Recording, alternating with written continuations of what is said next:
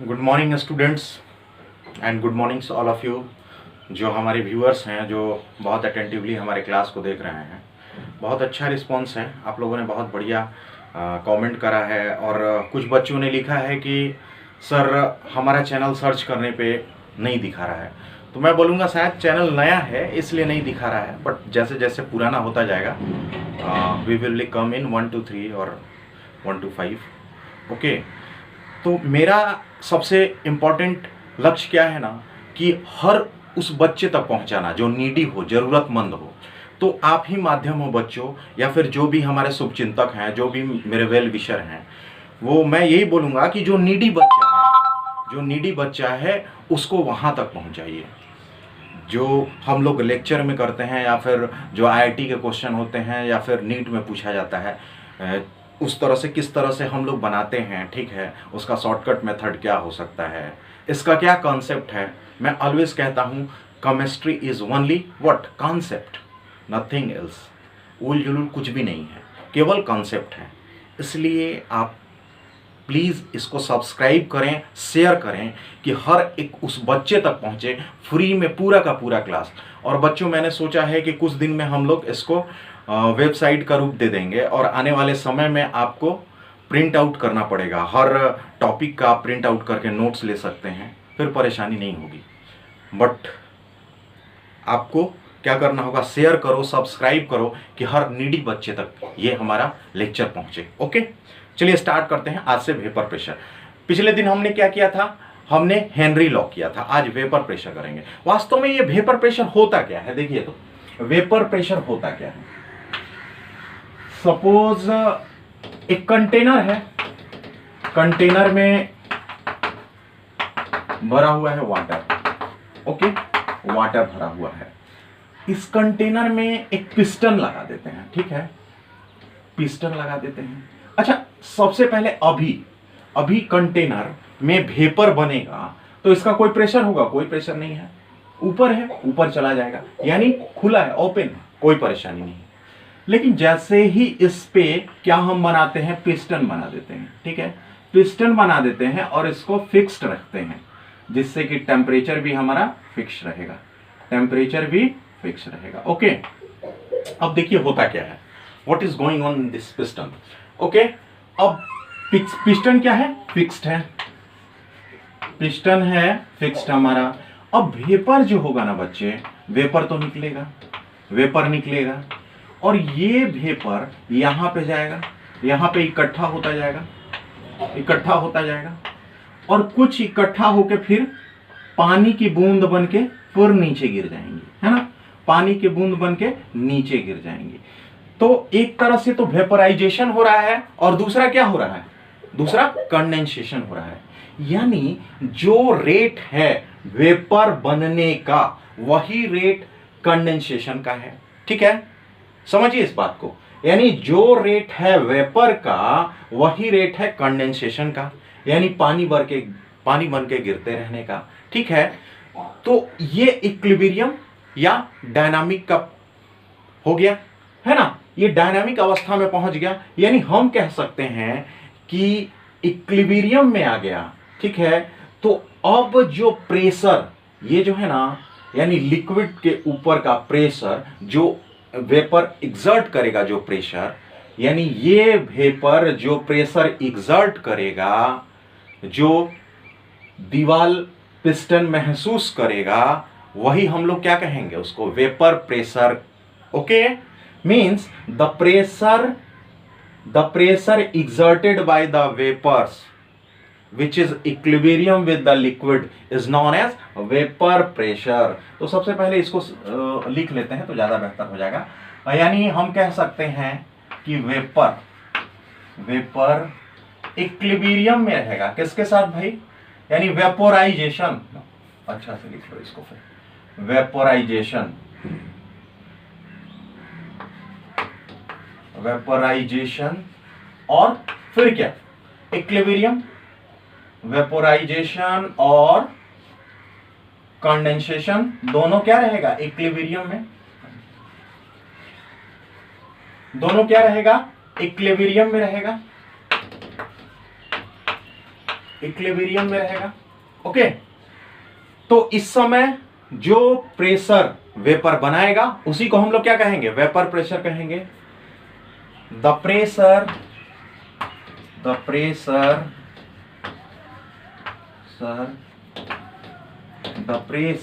exerted by vapor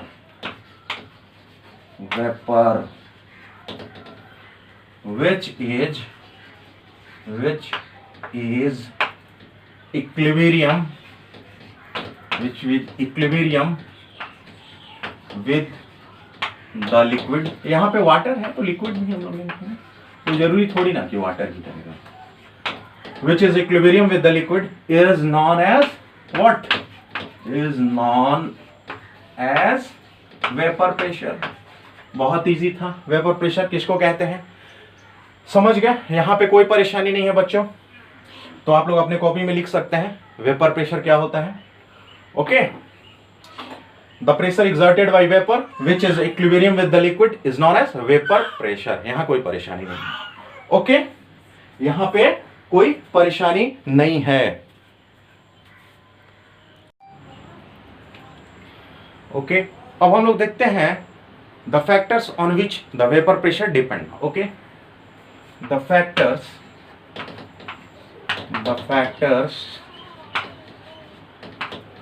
on which the vapor pressure depend।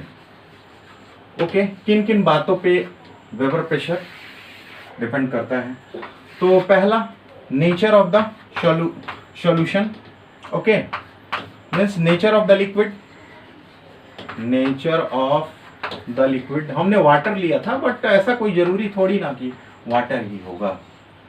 Nature of the liquid बच्चों, अब देखो हम लोग यहां पे देखते हैं nature of the liquid means कि हो सकता है कि लिक्विड के मॉलिक्यूल के बीच में अट्रैक्शन ज्यादा हो। अट्रैक्शन ज्यादा होगा तो वेपर प्रेशर क्या होगा, कम होगा। अच्छा, सपोज H2O हम लोग का होता है, यानी OH, ठीक है, यहां पे भी हो गया H, इसके बीच में हाइड्रोजन बॉन्ड हो गया। तो अब तो एक फोर्स ऑफ अट्रैक्शन लगेगा, यानी ज्यादा हीट खर्च करना पड़ेगा। मींस कि एट कांस्टेंट टेम्परेचर पे जिसमें अट्रैक्शन नहीं होगा, ये आपका हाइड्रोजन बॉन्ड है। हाइड्रोजन बॉन्ड हो तो जिसमें मॉलिक्यूल के बीच में अट्रैक्शन नहीं होगा वहां पे वेपर प्रेशर ज्यादा होगा, बट जिन मॉलिक्यूल के बीच में अट्रैक्शन होगा वहां पे वेपर प्रेशर कम होगा, है ना। उसी तरह मिथाइल अल्कोहल में भी C2H5OH और यहाँ पे हो गया C2H5OH। ओके, एक हाइड्रोजन बॉन्ड हो गया बॉन्ड।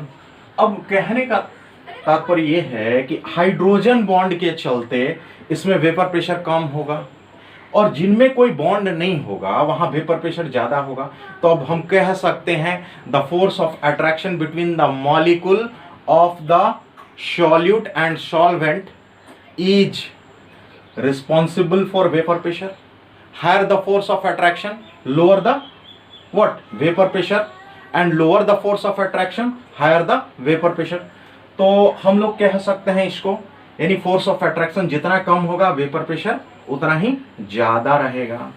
तो इसीलिए हम लोग क्या देखते हैं ना कि इथाइल अल्कोहल मीन्स कि C2H5OH का वेपर प्रेशर कम होता है, बट C2H5 का वेपर प्रेशर ज्यादा होता है। इसका वेपर प्रेशर ज्यादा होगा इन कंपैरिजन टू इसके। ओके, ये हमारा नेचर ऑफ द लिक्विड हो गया। सेकंड क्या होगा भाई, टेम्परेचर। टेम्परेचर कैसे टेम्परेचर पे डिपेंड करता है, तो दूसरा देखते हैं टेम्परेचर। अब देखो, एक साइंटिस्ट थे जिनका नाम था क्लाउसियस क्लैपेरॉन, उसको हम लोग आगे जाके ज्यादा पढ़ेंगे, अभी थोड़ा सा इक्वेशन के रूप में देखते हैं। तो उन्होंने बताया कि इस टेम्परेचर का वेपर प्रेशर से किस तरह का रिलेशन है, तो उन्होंने एक इक्वेशन का रूप दे दिया। ओके, तो उनका नाम था, पहले इक्वेशन देख लो क्या था, log P2 by P1 equal to delta H vapour by 2.303 R T2 minus T1 by T1 into T2। Okay, ठीक है। यहां पे T टेम्परेचर होगा, डेल्टा H जानते हो enthalpy of vaporisation, log P2 P1 pressure है ना, P1 initial P2 final. Okay, temperature initial और फाइनल है ना। ये एक रिलेशन दिए थे, उनका नाम था क्लाउसियस Clapeyron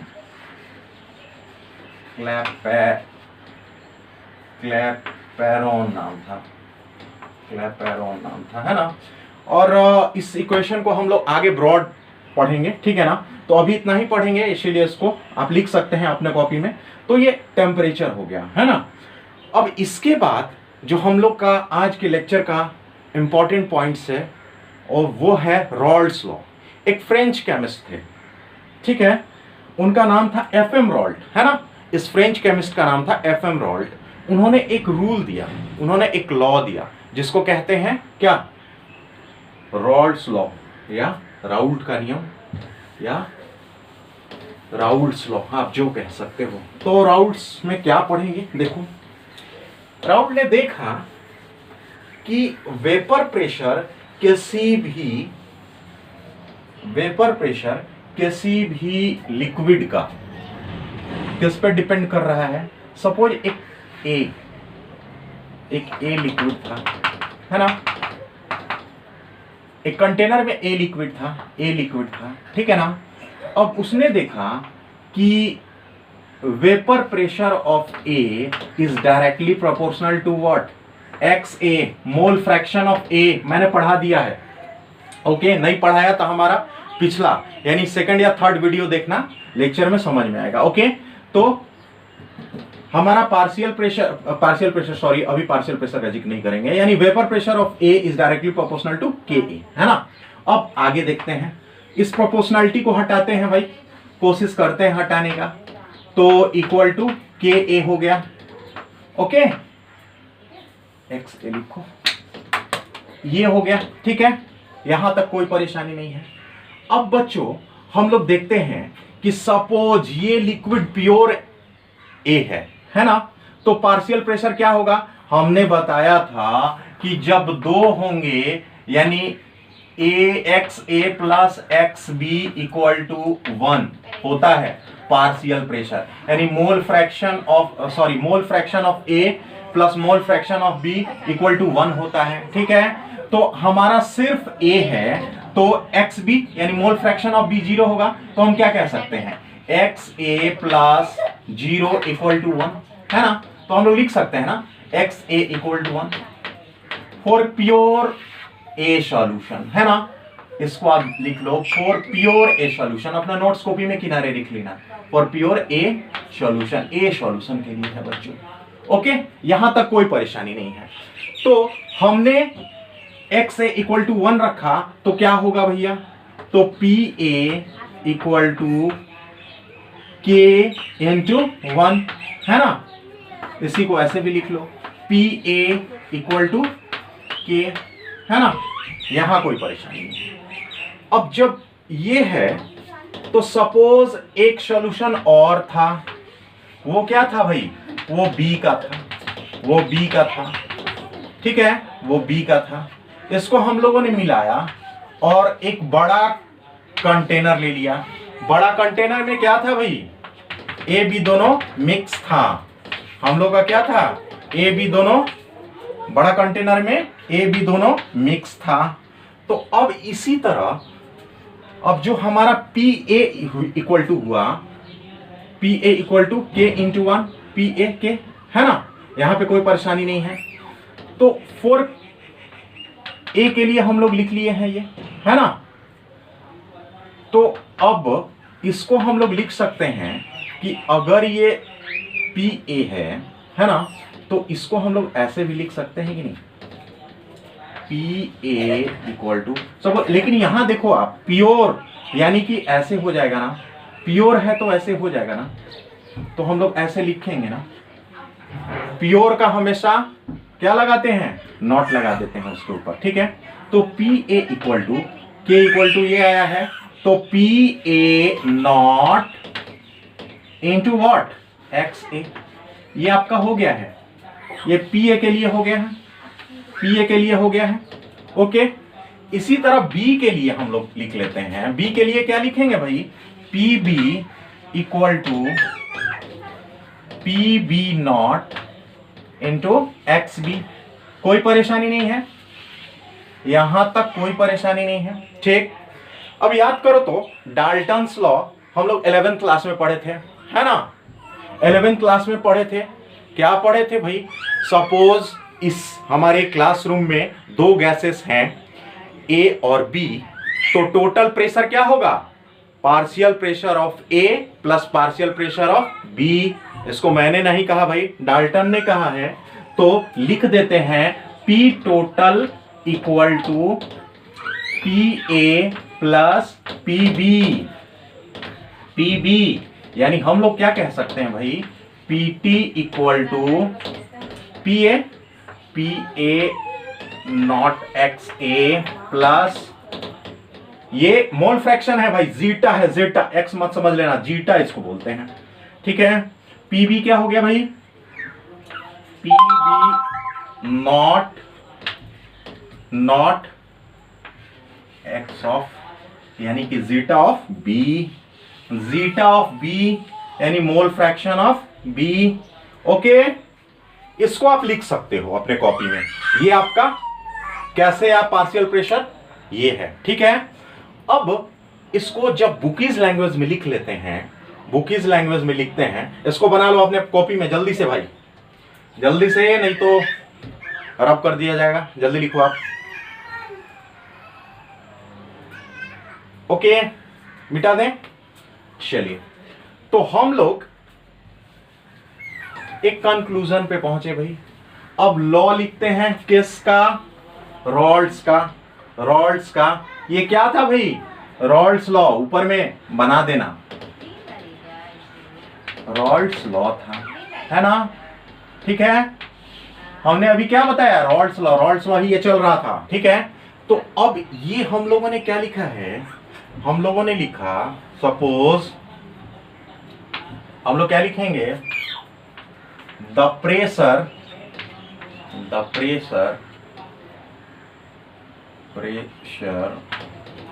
of the component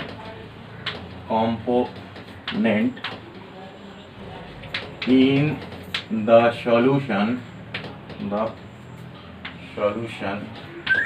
is equal to, B के लिए ये हो जाएगा और A के लिए ये हो जाएगा। तो क्या हो गया है, अगर ये कंपोनेंट A है तो partial pressure of A into mole fraction of A, solution is equal to the product of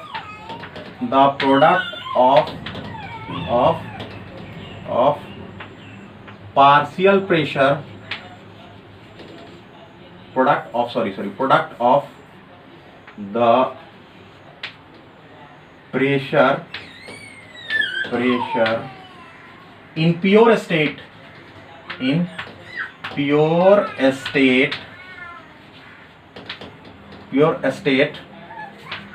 to the mole fraction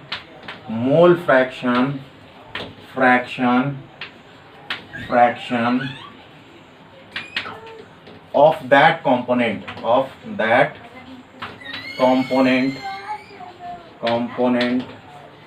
at constant temperature. ये क्या हो रहा है, कांस्टेंट टेम्परेचर पे हो रहा है, ओके, ये कांस्टेंट टेम्परेचर पे हो रहा है। तो हमने क्या दिखा, the pressure of the component in the solution is equal to the product of the pressure, partial pressure कर दो, product of the partial pressure in pure state to the mole fraction of that component at constant temperature. ठीक है, और ये वाला जो आया है बच्चे, ये कहां से आया है याद करो, मैंने बोला डाल्टन्स लॉ के हिसाब से, as rule of Dalton's law, rule of Dalton's law, Dalton's law. ठीक है, तो ये हमारा क्या हो गया, रॉल्ड्स लॉ हो गया, रॉल्ड्स लॉ हो गया। अब कुछ जल्दी से आप लिख लीजिए, अब कुछ इंपॉर्टेंट पॉइंट्स है रिगार्डिंग रॉल्ड्स लॉ, उसको लिखते हैं। ओके ओके, मैंने पहले ही कहा था कि दो ऐसे लिक्विड की बात कर रहा हूं जो क्या हो, वोलाटाइल हो, मीन्स ये एक दूसरे से मिशेबल नहीं करता हो, ठीक है ना, यानी वोलाटाइल हो। इट इज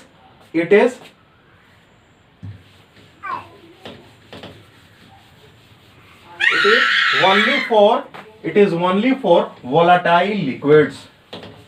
Okay, तो important points regarding Raoult's law.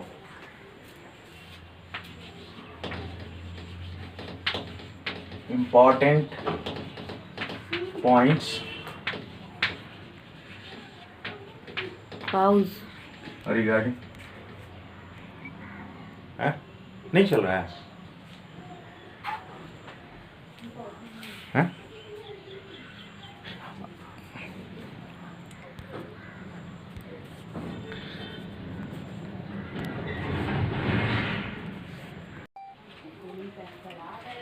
Okay. अब हम इंपॉर्टेंट पॉइंट्स रिगार्डिंग रॉल्ड्स लॉ देखते हैं। पहला, solution will be volatile. Okay, solution will be volatile, okay, ठीक, मीन्स क्या होगा, सॉल्यूट भी वोलाटाइल होगा, ओके, एंड सॉल्वेंट भी वोलाटाइल होगा, दोनों होगा, ओके, भी वोलाटाइल होगा, ओके। अब चलो, ये हमारा होगा solution will be volatile. Second, Raoult's law is applicable, Raoult's law is applicable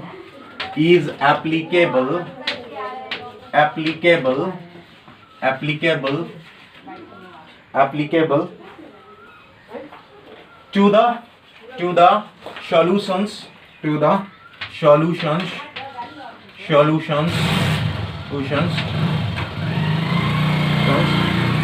which is known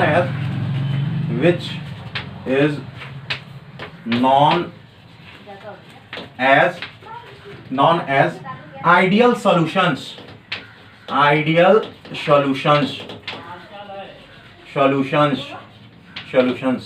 okay.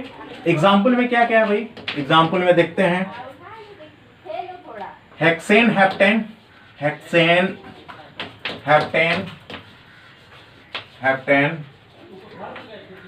उसके बाद फिर हमारा क्या हो जाएगा जी, उसके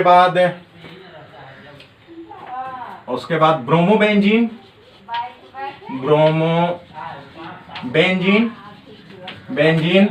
प्लस क्लोरोबेंजीन, यानी इसी तरह का हम लोग का कॉम्बिनेशन होगा जो बताता होगा, क्या बताता है कि वो फॉलो कर रहा है किसको, रॉल्ड्स लॉ को। ठीक है, 2 हो गया, अपने कॉपी पे आप लिख लो इसको, ओके। अच्छा, एक तीसरा हमारा हो सकता है क्या पॉइंट, इसको आप लिख लो जल्दी से, write down fast, okay. Third क्या हो सकता है, आप देखो थर्ड क्या हो सकता है, थर्ड क्या हो सकता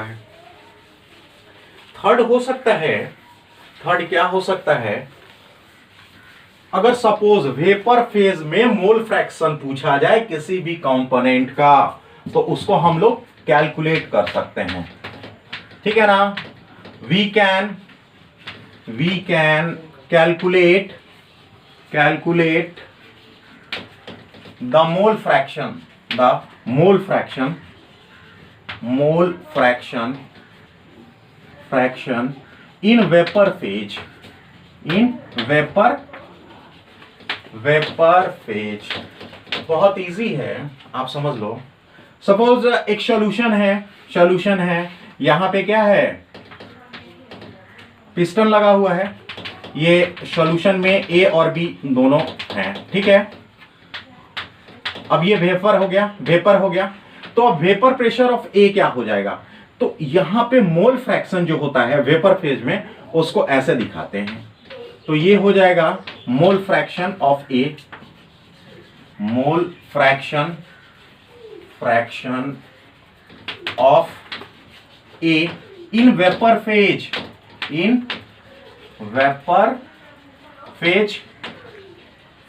ठीक है। इसी तरह बी के लिए भी हो जाएगा, ठीक है, फॉर बी, ठीक है। तो इसके लिए हम लोग क्या करते हैं ना, हम लोग प्रेशर की हेल्प लेते हैं ना। A equal to P of A by P total, okay, means P of A by P of A plus P of B, okay. इसी तरह हम लोग क्या लेंगे, इसी तरह B के लिए लेंगे, तो P of B by PT means P of A by P of A plus P of B। अब एक चीज निश्चित ध्यान से देख लो कि हमको वेपर प्रेशर अगर न्यूमेरिकल में पूछा जाएगा, जनरली ये नीट में क्वेश्चन रहता ही, कोलिगेटिव प्रॉपर्टी से नीट में रहेगा, नहीं तो वेपर प्रेशर से रहेगा, ठीक है। हेनरी से तो कम रहता है, बट इससे डालेगा ही डालेगा। और आपका कोलिगेटिव प्रॉपर्टी से 4 कोलिगेटिव प्रॉपर्टी से एक ना एक क्वेश्चन रहेगा, यानी 2-3 क्वेश्चन डालेगा ही डालेगा वो। आप एकदम कॉन्शियस रहिए, लास्ट में हम लोग करेंगे क्वेश्चन को। तो ये हो गया, ठीक है। तो यहां पे आप कॉपी में लिख लिए होंगे। चलो अब आगे चलते हैं, देखो आगे चलते हैं। तो देखो किस तरह का प्रॉब्लम हो सकता है बच्चों, समझो, ठीक है, कैसा हो सकता है। तो पहला सपोज मान लो कि क्या है भैया, तो एक क्वेश्चन है, क्या है, 86 ग्राम हेक्सेन है, और फिर क्या है, 106 ग्राम क्या होगा, हेप्टेन है, ठीक है। तो P नॉट ऑफ हेक्सेन दिया हुआ है। अब हमको उसमें नहीं जाना है कि क्या होता है क्या नहीं, ये हम लोग न्यूमेरिकल सॉल्व कर रहे हैं, ठीक है ना। तो इसके लिए हड़बड़ाना नहीं है, ठीक। P नॉट ऑफ हेप्टेन क्या दिया हुआ भाई, 600 मिलीमीटर ऑफ Hg, ठीक है। हमको क्या फाइंड करना है बच्चों, देखो, पहला मोल फ्रैक्शन ऑफ A, यानी कि मोल फ्रैक्शन ऑफ हेक्सेन, ठीक है। फिर मोल फ्रैक्शन ऑफ हेप्टेन, ठीक है। उसके बाद सेकंड क्या है भाई, सेकंड है टोटल वेपर प्रेशर, है ना। अब तीसरा एक क्वेश्चन डाल देते हैं, चलो आप जो कह रहे थे वेपर फेज में मोल फ्रैक्शन क्या होगा, हेक्सेन का और हेप्टेन का, ओके। चलो देखते हैं, पहला तो हेप्टेन क्या हो गया जी, हेक्सेन C6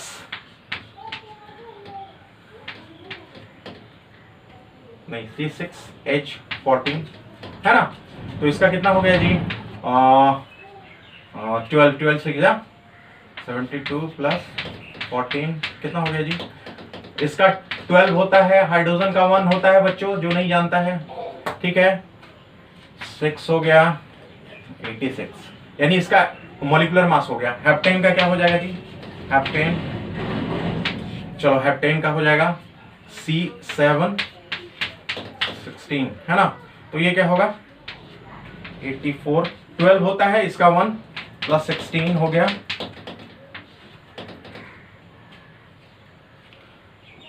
हो गया हमारा कितना 4 6 10 0 1 9 10 100। इसको ले लेते हैं 106 में, थोड़ा कैलकुलेशन पड़ जाएगा, 1 ग्राम ही लेते हैं, ठीक है बच्चों। ओके, अब यहाँ पे हम लोग मोल फ्रैक्शन, पहला क्वेश्चन निकालते हैं। मोल फ्रैक्शन ऑफ हेक्सेन बताया हूं मैं, कहाँ मोल फ्रैक्शन में, कैसे भाई, गिवन मास, तो गिवन मास कितना है 86 ग्राम, बाई मोलर मास कितना है 86 क्या हो गया जी, given mass by molar mass हो गया, तो ये हो गया हमारा 1 मोल आ गया है ना।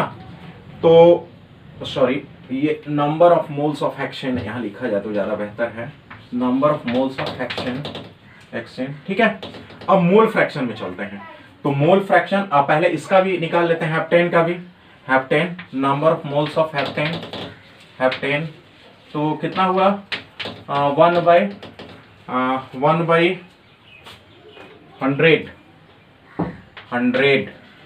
100, ओके, इसको भी 100 ही रहने देते हैं, कैलकुलेशन इजी होगा। ओके, तो कैंसिल हो गया, यानी 1 हो गया, 1 प्लस, ठीक है। अब हम लोग को मोल फ्रैक्शन ऑफ हेक्सेन निकालना है, हेक्सेन, ओके, यानी 1 by total number of moles plus 1 by 1 plus 1 2, यानी कितना हो गया 0.5। अब इसी तरह number of moles of heptane कितना हो गया जी, तो इसका भी 1 मोल, और यहाँ पे कितना हो गया 1 मोल इसका प्लस 1 मोल इसका 2, यानी इसका भी 0.5 मोल है ना, दोनों मोल 0.5 हो गया। ओके, हमको मोल फ्रैक्शन निकल गया। अब टोटल वेपर प्रेशर की बात करते हैं, याद करो बच्चों, कैसे बनाएंगे भाई, तो total vapour pressure PT equal to P of hexane 400 into mole fraction कितना है, मोल फ्रैक्शन 0.5, इसी तरह कितना हेप्टेन का 600, मोल फ्रैक्शन हाउ मच 0.5, आप कैलकुलेशन कर लोगे तो क्या आ जाएगा भाई, तो 200 आया प्लस 300 आया, 500 मिलीमीटर ऑफ Hg आ गया। ओके, हम लोगों ने इसको सॉल्व कर लिया, लास्ट वाले को इतना हमारा हो गया। अब लास्ट वाले को करते हैं, यहां पे करते हैं, ठीक है। देखो हेक्सेन, प्रेशर ऑफ हेक्सेन, तो प्रेशर ऑफ हेक्सेन हमारा कितना हो गया 200। अब टोटल प्रेशर हमारा कितना हो जाएगा, टोटल प्रेशर 500, ओके, 500 हो गया, यानी कि हम लोग का कितना हो गया 2/5, इसको आप कैलकुलेट कर लेना। ओके बच्चों, ये एक तरह का प्रॉब्लम हो गया। ओके, एक तरह का प्रॉब्लम और कर लेते हैं, इसको आप लिख लो अपने कॉपी में, बहुत इजी है। ओके, लिख लिया आपने, पॉज करके आप लिख सकते हो। ओके, अब नेक्स्ट क्वेश्चन क्या है देखते हैं। एक इक्वेशन है दिया हुआ है कि एक है x मोल, एक है y मोल, ठीक है ना। अब इसमें क्या है, ये 2 मोल है, ये 3 मोल है ना। तो हम लोग का total pressure 400 millimetre of Hg है, और ये दिया है 3 और ये दिया है 2, तो फिर यहां पे कितना हो जाएगा 600 मिलीमीटर ऑफ Hg है, 600 मिलीमीटर ऑफ Hg है ना। यहां तक कोई परेशानी नहीं है। तो अब क्या बोला जा रहा है, क्वेश्चन में है कि क्या फाइंड करना है भाई, Px नॉट Py नॉट, इसको करना है। आप कोई परेशानी नहीं है, इसको इक्वेशन बना दो। कैसे बना देंगे भाई, तो हम लोग इसको ले लेंगे पहले, यानी नंबर ऑफ मोल्स कितना 2 था, नंबर ऑफ मोल्स जब 3 था तो कितना था 400 मिलीमीटर, जब नंबर ऑफ मोल्स 3 है और फिर 2 है तो कितना 600 है। तो आप क्या करोगे, naught into 2 plus Py naught into 3 equal to 400। दो इक्वेशन बनाएंगे बेटा, दो अननोन है, आप कर लोगे। P X naught 3 plus P Y naught how much 2 equal to 600। दो इक्वेशन बना, दो अननोन है। अब दोनों इक्वेशन को सिंप्लीफाई करो, आंसर आ जाएगा। ओके बच्चों, आज हम लोग यहां तक, अब नेक्स्ट डे और आगे की टॉपिक करेंगे। बस आज तक यही। ओके, सब्सक्राइब करना जरूर चैनल को, ठीक है, जिससे कि सब वीडियो आपके पास पहुंचे, कोई लेक्चर छूटे नहीं। ओके।